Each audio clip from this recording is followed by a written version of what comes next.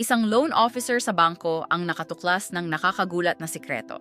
Ang kanyang supervisor ay sadyang tinatanggihan ang mga legitimate na home loans ng mga minority families.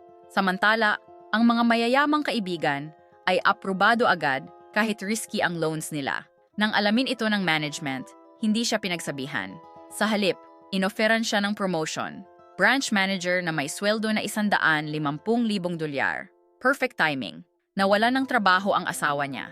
Pero sa halip na tanggapin ang pera, ginawa niya ang tama.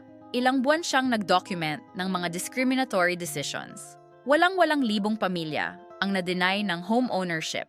Nakatanggap siya ng mga banta, pressure mula sa lahat ng panig. Pero hindi siya sumuko.